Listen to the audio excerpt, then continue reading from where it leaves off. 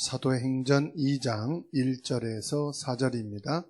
오순절 날이 이미 이르매 그들이 다 같이 한 곳에 모였더니 우연히 하늘로부터 급하고 강한 바람 같은 소리가 있어 그들이 앉은 온 집에 가득하며 마치 불의 혀처럼 갈라지는 것들이 그들에게 보여 각 사람 위에 하나씩 임하여 있더니 그들이 다 성령의 충만함을 받고 성령이 말하게 하심을 따라 다른 언어들로 말하기를 시작하니라. 아멘. 오늘 말씀을 통해서요, 영적 수도라 하는 말씀입니다.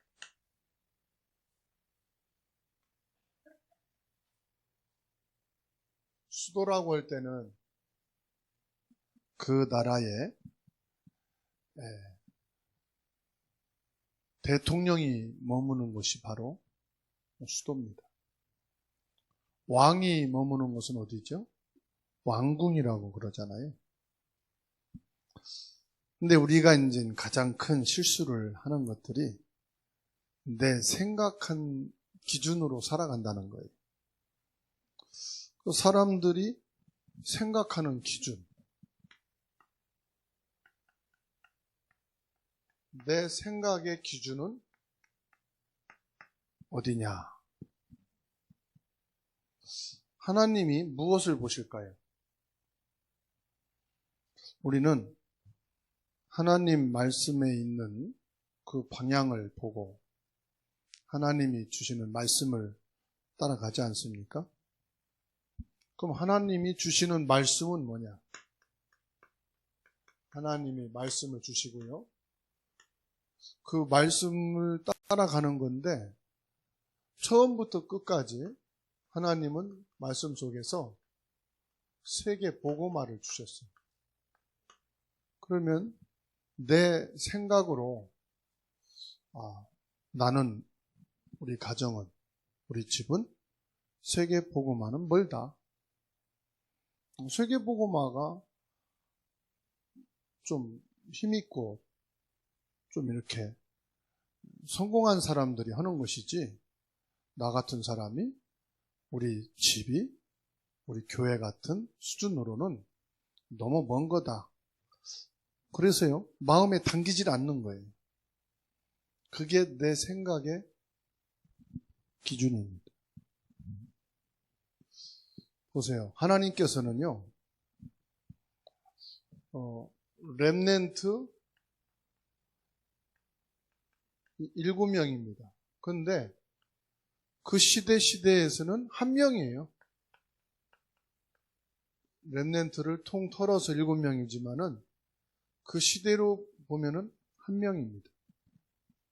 그 한 명이 뭐 대단한 왕의 자녀도 아니고 대단한 실력을 가지고 있고 대단한 갑부집 아이도 아니고 뭐 누구나 우습게 여기고 함부로 대할 수 있는 힘없고 연약하고 세계복음화라는 것은 말도 꺼낼 수 없는 그런 위치에 있는 사람들이었어요. 그런데 하나님께서 이 시대마다 한 명을 택하셔서 세계복음화를 이루시는데 그냥 이루신 게 아니에요. 여기에는 누가 있습니까? 드러나지 않은 이 렘넌트 7명을 도운 사람들, 다시 말하면 키운 사람들이 있었어요. 이 렘넌트를 키운 사람들이 뭐 대단하게 성공하고 실력이 있고 돈 많이 갖고 있는 그런 사람들이 아니었어요. 다 똑같은 형편인데 이 사람들이 렘넌트를 키웠단 말이에요. 그럼 어떻게 키웠습니까? 자기에게 주어진 그 환경에서 최선을 다한 것뿐이에요. 자기에게 주어진 그 여건 속에서 이 렘넌트라는 언약을 붙잡고 있었다. 그러니까 하나님의 시선이 여기에, 또 하나님께서는요, 이 초대교회를 하나님께서는 제대로 보신 거예요. 예루살렘 교회들, 당시 종교 지도자들, 정치인들은 초대교회 관심도 없었어요. 저렇게 약하고 작은 힘없는 사람들이 뭘 하겠나 우습게 생각을 했어요. 그런데 이 사람들이 세계복음화 하는 사실, 로마 복음화는 결국은 세계복음화거든요. 그러니까는 초대교회 성도들을요, 예루살렘 교회 성도들은 핍박하고 괴롭히는 것을 쉽게 생각했어요. 말도 그냥 쉽게, 행동도 쉽게. 왜냐? 그만큼 말을 가려서 그럴 대상들이 아니었다 이 말이에요. 여러분 길 가다가 사람들이 구걸한다 그러면은 막 공경하는, 그리고 말을 어렵게 합니까? 쉽게 그냥 하잖아요. 그죠? 초대교회 성도들을 향해서 그렇게 쉽게 생각을 했다. 그런데 사도행전 2장 1절로 47절 말씀입니다. 하나님이 세계복음화하는 현장 속에 있는 사람들이었어요. 결국 이 사람들이요, 사도행전 2장에 있는 사람들.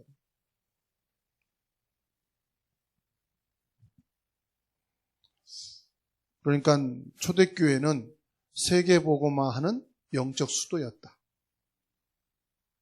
세계복음화의 가장 핵심적인 수도가 바로 이 초대교회가 있는 영적 수도입니다.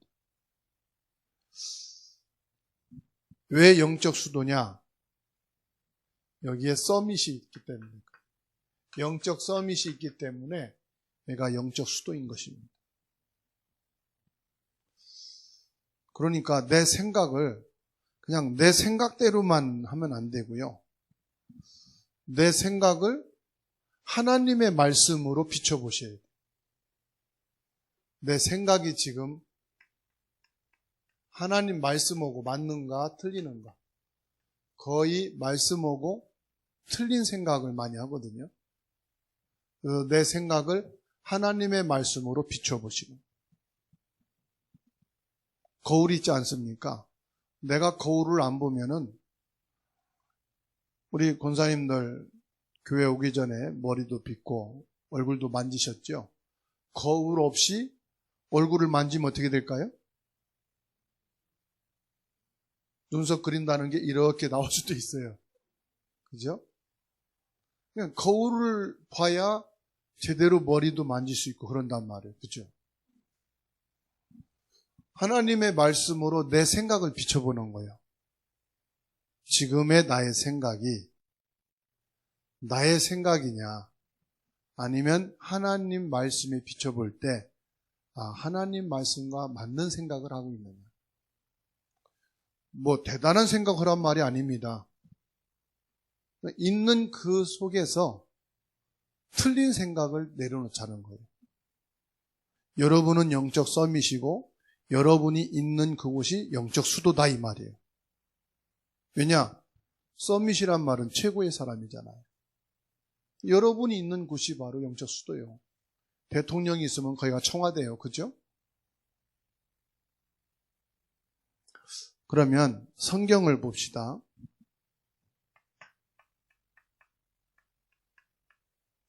성경을 보면은 아주 작은 도시들이 나와요. 열왕기상 17장 1절 보면요.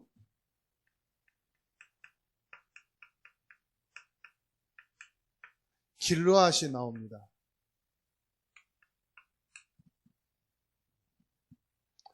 이 길르앗은 아주 시골입니다. 대도시가 아니고 아주 시골이에요. 또 열왕기상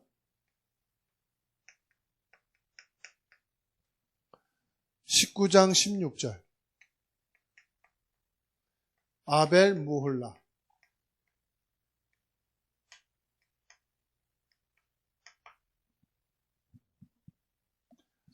아벨 무홀라에서 누가 있었죠? 엘리사가 있었죠. 이 시골이에요. 지금으로 말하면 차도 들어갈 수 없는 아주 완전 깡 시골이라고 보시면 돼요. 완전 농어촌이죠. 또 사도행전 1장 11절 보면은 갈릴리 사람들아 이렇게 말씀하고 있어요. 갈릴리 사람들이다. 갈릴리는 아주 어촌인데 작은 도시예요. 작은 어촌이란 말이에요. 이 길르앗에서는 엘리야가 있었고요. 아벨몰라는 엘리사가 시골에 있었고요. 초대교회는 이 갈릴리 어부들로 모여졌습니다. 그런데 사람들은 이 작은 도시니까 무시할 수 있거든요. 근데 여기에 하나님의 시선이 있었다는 사실.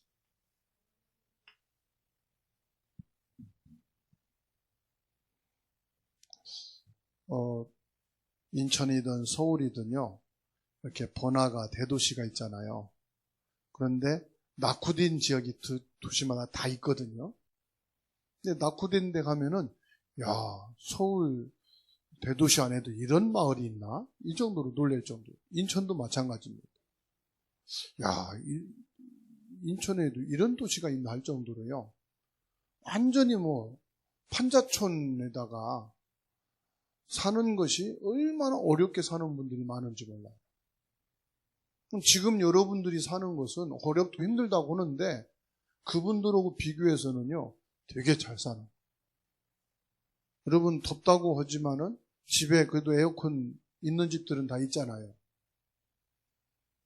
에어컨 없이 사는 도시 사람들 많습니다. 어렵게 사는 사람들이 꽤 많아요. 그럼 거기서 우리 보고 살라고 하면 하루를 살 수 있겠습니까? 힘들겠죠. 사람들은 그런 데를 빨리 벗어나고 싶어 하잖아요. 그죠? 그런 데서 못 살겠다 그러잖아요.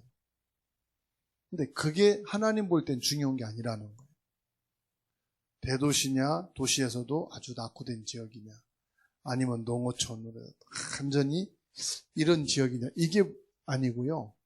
하나님께서 뭘 보느냐?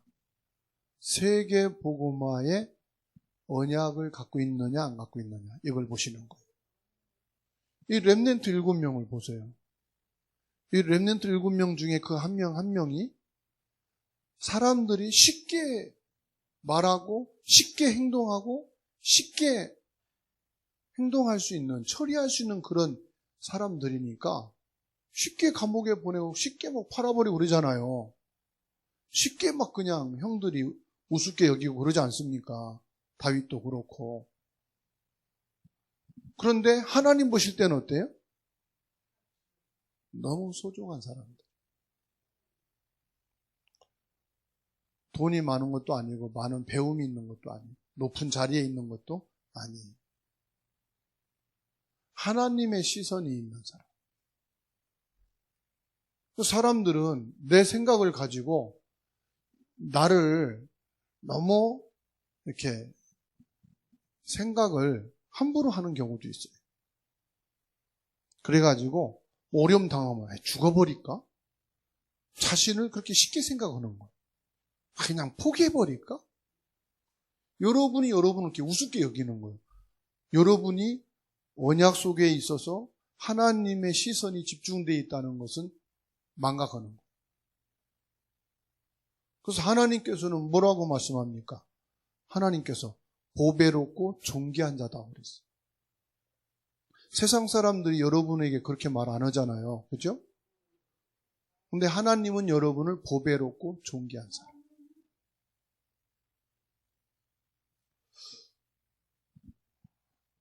그러니까 똑똑한 사람들 여러분 보지 마세요. 성경에서 보면 똑똑한 사람들이 있어요. 누굽니까? 요셉의 형들 똑똑합니다. 머리 잘 돌아가지요. 의식주 어떻게 해결할 것인가 여기에 딱 계획 갖고 있죠. 부모의 사랑을 독차지하는 방법을 이 사람들은 계획하고 있죠. 그걸 실행에 옮겼죠. 그렇죠. 그리고요, 에서 같은 사람들 보세요. 똑똑합니다.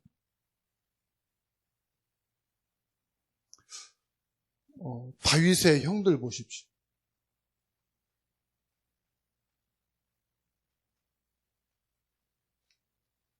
다윗이 아버지 심부름으로 형들한테 갔을 때 형들이요 함부로 얘기하잖아요. 사울왕 같은 경우 보십시오. 자기가 왕이 됐는데 초대 왕이니까 얼마나 대단하겠어요. 그러니까 자기 자식 대를 이어서 가문에 왕이 나오기를 원하는 거. 여러분이 고생해서 성공했다고 합시다. 한 달 매출이 막 한 100억 정도 되는 큰 회사의 사모님이라고 해봅시다. 이제 은퇴할 날이 다 된 거예요. 그럼 이거를 물려줘야 되는데 자식들은 거의 관심 없어. 그럼 어떻게 하겠어요? 어떻게든 누군가 세워야 되잖아요. 나와 전혀 관계도 없는 사람 세우긴 아깝잖아요. 그죠? 우리 사모님들 어떻게 하시겠어요? 한 달에 매출 100억씩 올라오는데 어떻게 하시겠어요? 사모님들. 사울왕이 지금 그거예요. 이스라엘 나라의 초대 왕이 됐는데 이 왕위를 아무 연고 없이 관계없는 남에게 준다는 게 아깝잖아요. 그럼 머리 써요? 안 써요? 계산해요? 안 해요? 하겠죠. 똑똑한 12제자 중에 아주 머리 잘 돌아가고 계산 잘하고 똑똑한 딱 한 사람이 있었어요. 누구죠? 뭐예요? 똑똑하잖아요. 가룟 유다. 이 가룟 유다가요, 사도직을 사표낸 거예요. 네? 사도직을 사표낼 정도로 똑똑해요. 근데 어떻게 했습니까? 똑똑하고 계산 잘하는데 사도직을 사표내고요. 극단적인 선택을 한 거예요. 저 사람 참 행동거지도 말도 바르고 뭐 하나 버릴 거 없어. 그런데요, 실패한 인생을 산 거예요. 이러면 성공해야 될 거 아닙니까? 보란 듯이. 그렇죠? 그런데 하나님의 시선은 여기에 있는 게 아니에요. 사람들 같으면 여기에 시선을 두잖아요. 여기 관심을 두잖아요. 이제 내년이면 대통령 선출되는데 누가 될지는 몰라요. 그죠? 근데 하나님은 정해 놓으셨거든요. 사람이 투표를 하지만은 세우는 것은 하나님이시거든요. 그 시대에 필요한 사람을 세워 가시는데 지금 모두가 내가 거기에 적합한 사람이라고 다 얘기하죠. 한 당에서 6명, 12명씩 나오고 있잖아요, 지금. 우리나라는 참 대통령이 많은 나라요. 다 자기가 하면은 잘할 거라고 얘기하잖아요. 이 사람들이 그래요. 다 똑똑해요. 이 사람들은 완전히 시골 사람, 어촌 사람. 하나님의 시선이 여기 집중됐다. 왜 그렇습니까? 하나님은 이겁니다. 영적 서민. 영적 서민만 할 수 있는 게 있다니까요. 열왕기상 19장 1절에서 21절. 엘리야가 할 수 있는,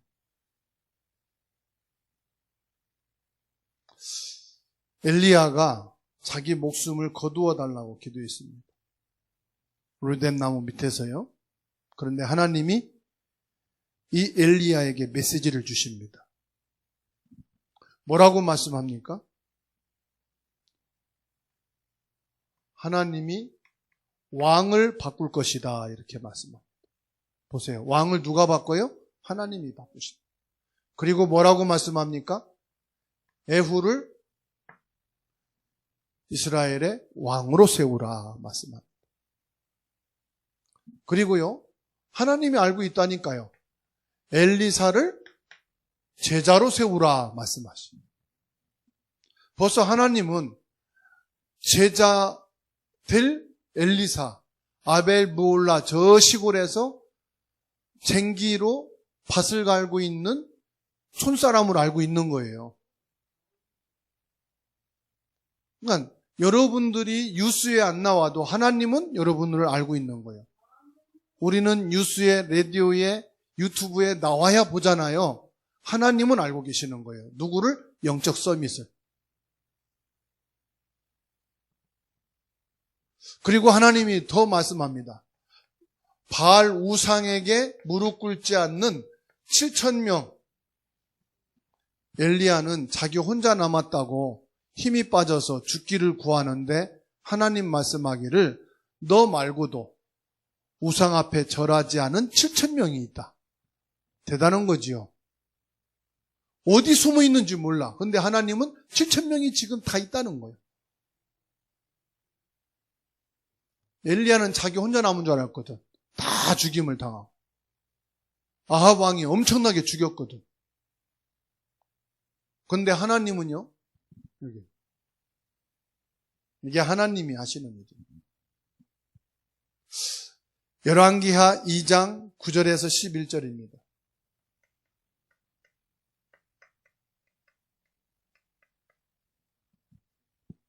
벌써 하나님이 세워놓은 제자는 다르지 않습니까? 엘리사가요, 길갈, 여리고, 베델, 거기 다 선지 생도들이 있었어요. 제자들이 있었어요. 훈련받은 사람들이 있었어요. 그런데 엘리사는 뭐예요? 거의 관심 없어요. 뭐에 관심이 있습니까? 나에게 영감을 배나 주옵소서. 장자의 영감을 달라는 거예요. 서밋의 영감을 달라는 거예요. 지금 말하면 성령 충만 달라는 거예요. 자, 이 영적 서밋은요, 보면 알아요. 뭐에 관심 있는지. 자리, 성공, 의식주, 내가 경제 해결받고, 건강 문제, 이게 아니라 관심이, 그 속에 같이 살고 있지만, 관심이 다르고, 구하는 게 달라요. 영감을 갑절이나 주시옵소서. 장자의 명분을 주시옵소서. 영적 서밋의 축복을 주옵소서. 즉 성령 충만을 주옵소서. 이렇게 기도했다니까요. 여러분들이 하나님 앞에서요, 그냥 기도하는 게 아닙니다. 여러분들의 중심에 달린 것을 기도하는 겁니다. 내 가슴에 담고 있는 걸 기도하는 겁니다. 그러죠? 보세요. 영적 서밋이요. 엘리사가. 보세요. 사도행전 2장 1절에서 47절. 마가 다락방에 모인 사람들입니다. 이 사람들이 의식주, 이익 보는 거, 성공하는 거, 이것 때문에 지금 기도하는 게 아니었잖아요. 감난산에서 주님이 약속하신 하나님의 나라. 오직 성령 충만. 영적 서밋을 놓고 기도한 거예요. 그러니까 하나님이요, 여기에 역사하시는 거죠. 그래서 하나님은 지금 여러분이 거하고 있는 그곳을 뭘로 보시느냐? 영적 수도로 보시는 거예요. 영적 수도는 뭐냐? 영적 서밋이 있는 곳이 영적 수도입니다. 대통령이 거하고 있는 청와대보다 하나님은 여러분이 거하고 있는 집을 더 중요하게 여기십니다. 여러분이 영적 서밋이기 때문에 그렇습니다. 아시겠죠?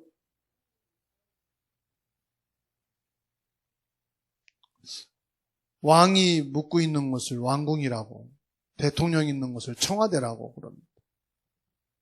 그러면 왕이 초막을 짓고 있다. 그러면 뭐요? 그것이 바로 초막 왕궁이에요. 남한산성이 시골 산속에 있지만 거기가요, 왕이 피신하다가 거기에서 머물러 있었기 때문에 거기서 남한산성이라고 하는 거예요. 그죠? 여러분이 있는 곳이 바로 영적 수도인 것을 믿으시기 바랍니다. 에어컨이 없어도 영적 수도예요. 비록 좁고 쓰러져가는 초막이라도 여러분이 거하는 곳이기 때문에 초막, 영적 초막인 거예요. 영적 서밋이 있는 초막. 하나님의 법궤가 초막에 있을 때 그 초막에 하나님이 역사하셨어요. 성전에 모셨을 때 성전에 역사하셨어요. 하나님의 언약이 여러분 안에 영접이 됐고 주인 되셔요. 그럼 여러분에게 성령이 역사하시는 거예요. 그렇죠? 그래서 여기에 모든 것이 다 들어가 있어요. 사도행전 2장 1절로 47절 여기에 하나님이 보좌의 모든 축복을 다 쏟아부어 역사하신 거예요. 사도행전 2장 1절 47절 보세요.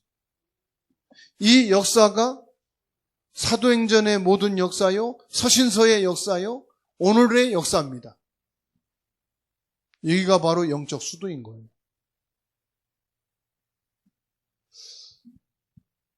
사도행전 11장 19절에서 31절. 안디옥이 영적 수도였죠. 그래서 세계 선교를 여기서 하나님이 시작한 겁니다. 어디에서? 안디옥에서. 보세요. 여기 마가 다락방에서는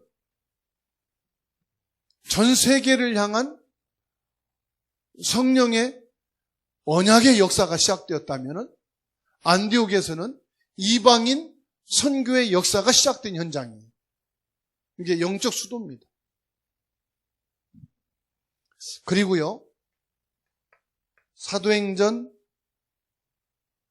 16장 1절에서 27절입니다. 여러분, 로마 복음화가요, 로마에서 나온 게 아닙니다. 로마 복음화의 시작은 여기서부터예요. 실제 문이 열리고 실제 로마 사람들을 세워서 제자로 세워나가기 시작한 게 바로 사도행전 16장 1절로 27절입니다. 마게도냐입니다. 데살로니가입니다.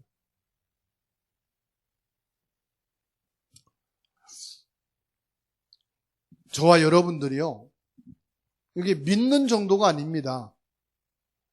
뭘 해야 되느냐? 실제로 믿으셔야 돼요. 여러분들이 실제로 믿으면 역사하십니다.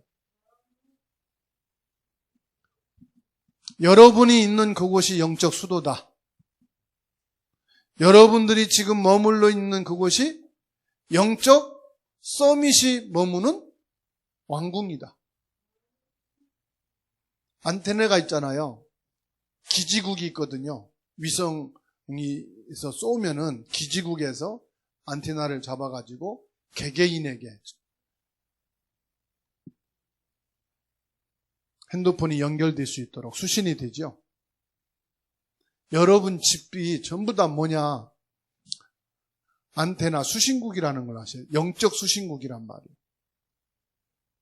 24시간 하나님과 연결되어 있다. 영적 수도란 말은 무슨 말이죠? 하나님의 보좌와 직결되어 있는 곳이에요. 여기는요, 시공간입니다. 24, 25 영원히 연결되어 있는 거예요. 그래가지고요, 237에 빛을 비추는 겁니다.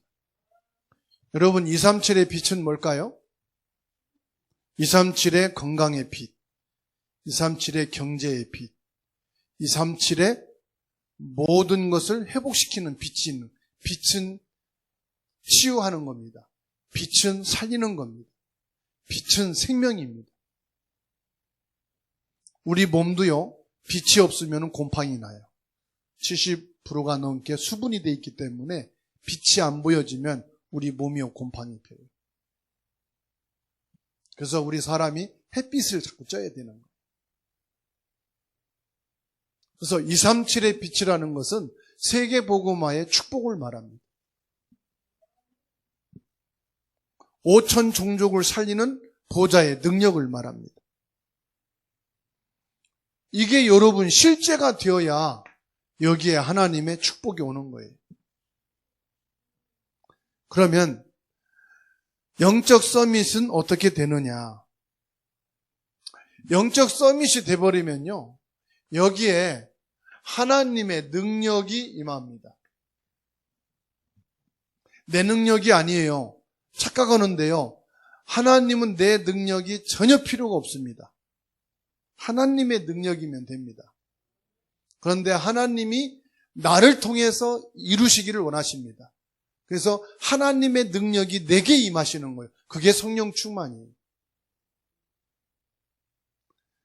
하나님의 능력이 내게 임해야 뭐가 일어나느냐? 나의 현장의 치유가 일어나는 거예요. 왜 자꾸만 상처가 되고 불신앙이 임하느냐? 내게 능력이 없기 때문에 그래요. 힘이 있으면 그거 다 넘어가는데, 다 해결하는데, 힘이 없으니까 그게 문제가 되는 거예요. 여러분에게 1억의 빚을 지게 됐다.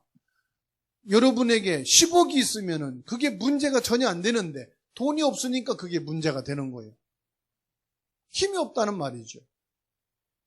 그 어떤 나쁜 세균, 바이러스가 들어와도 이길 수 있는 여러분들이 면역이 있다면은 전혀 몸이 문제가 안 되는 거예요.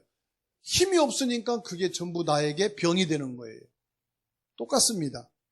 하나님의 능력이 내게 임해서 내가 영적인 쓰여밋이 되고 나면은 여러분 가정도 모든 기능도 문화도 뭐가 되느냐? 하나님의 능력이 나타나는 거예요. 그래서 어떻게 하면 되겠습니까? 간단합니다. 내 생각은 틀린 것이고 하나님의 말씀은 맞다. 이렇게 하시면 끝나요. 받아합시다. 내 생각은 틀렸고 하나님 말씀이 맞다. 그러면 응답인 거예요. 뭐 주여 믿습니다. 역사 그렇게 안 해도 돼. 내 생각이 이게 정확한 건데 왜? 아니요. 하나님 보실 때. 보세요. 요 사람들의 생각이 맞아요? 여기 하나님 생각이 맞아요? 이 사람들의 생각은 틀린 거예요. 하나님 말씀이 맞는 거예요. 그러면 렘넌트들이 좋은 집, 좋은 환경, 믿음의 사람으로 구성된 팀 속에서 나왔어요? 여기서 나왔어요? 전부 여기서 나왔다니까? 여러분 좋은 데서 나온 줄 알았죠? 전부 여기서 나왔어요. 여기서 어떻게 렘넌트가 나왔을까? 이 사람들은 내 생각은 틀렸고 하나님 말씀이 맞다는 생각을 가진 거예요. 거기서 렘넌트가 나온 거예요. 하나님 우리 집에서요 진짜 제자 같은 제자가 안 나오는 거 당연하지요. 여러분 착각이에요. 여러분 집에서 안 나오면 어디서 나오겠어요? 국회의원 집에서 나올 것 같죠? 천만의 말씀. 청와대에서 나올 것 같죠? 아니에요. 여러분 집 같은 데서 나오는 게 렘넌트요. 인정을 안 하네. 그러니까 응답이 없는 거예요. 인정을 빨리 해야 돼. 그러니까 보십시오. 내 생각은 틀렸고 하나님의 말씀이 맞다.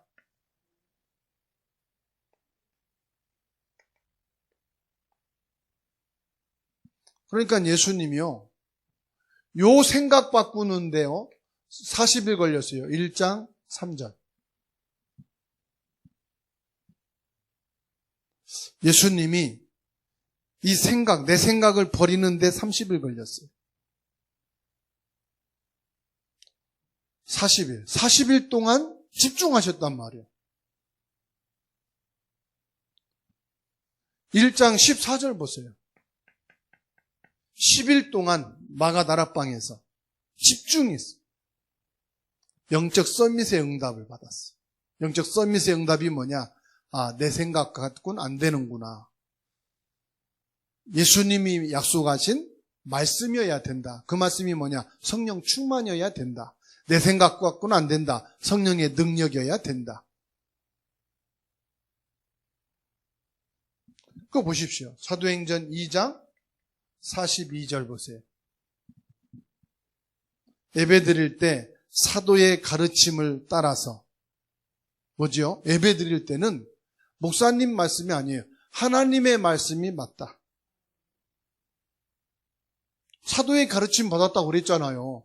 아, 내 생각은 틀렸고 하나님 말씀이 맞다. 그러니까 역사 일어난 거예요.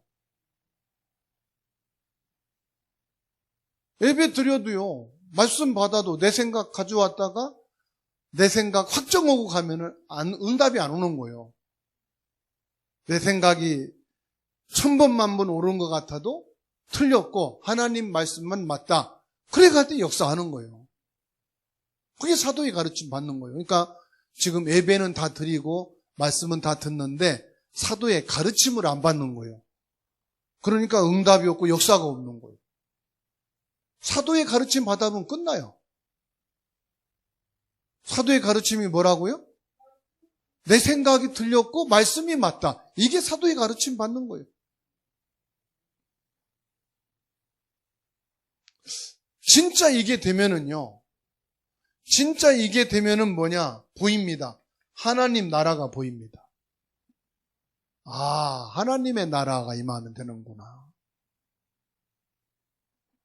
뭐가 보입니까? 아, 진짜 영적 집중하면 되는구나. 내 생각 내려놓고 영적 집중하면 되는구나. 이때 뭐가 옵니까? 아, 내 생각이 틀렸고 하나님 말씀이 맞다 그러니까요. 체험이 되는 거예요.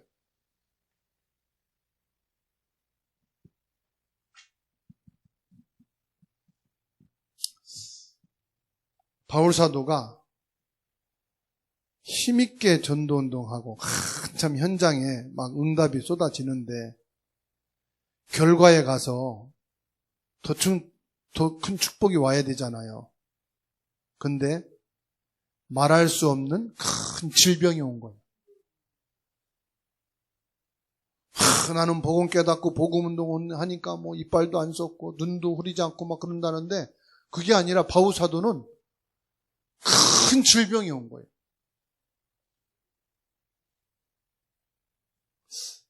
근데 바울사도가요, 질병 때문에 진짜 성공했다는 사실. 교만하지 않았고 끝까지 하나님의 인도 속에서 복음 운동을 마치고 하나님 앞에 갔다는 사실. 그러면 내가 복음 알았고 내가 지금 말이죠 영적 수도가 맞다면은 왜 이렇게 어렵습니까? 그것 때문에 여러분 성공할 겁니다. 그것 때문에 여러분들이 끝까지 복음 속에 있을 겁니다. 아시겠죠? 그래서 바울 사도는 평탄한 전도자의 길을 간 게 아닙니다. 끊임없는 핍박이 왔어요. 그렇죠? 계속되는 핍박이 왔어요. 그런데 핍박인 줄 알았는데 핍박이 일어나는 현장마다 제자가 숨어져 있었어요. 핍박이 와가지고 빌립보 감옥에 들어갔는데 거기서 중요한 제자 만나죠. 로마 감옥에 들어갔는데 거기서 더 중요한 제자들을 만나죠. 일꾼들을 만나죠. 그러니까 진짜 이거는 악한 사단의 핍박이다 여길 때는 거기에 디모데 같은 더 중요한 제자들이 있었다니까. 이거는 죽느냐 사느냐는 그런 위기 속에 있었는데 알고 보니까 거기에 진주 같은 일꾼들이 세워져. 그냥 지나가는 법이 없어. 다 그렇게 찾아진 거예요. 아시겠죠? 그렇다고 한다면은 지금 여러분에게 와 있는 질병, 지금 여러분에게 있는 경제와 가난 문제, 그리고 여러 가지 핍박의 문제, 여러분에게 와 있는 위기, 이런 것들이 그냥이 아니라는 거예요. 거기에 이런 하나님의 시선이 집중되어 있다는 사실. 그렇죠? 그러면은 진짜 영적 수도의 축복은 엄청난 거구나.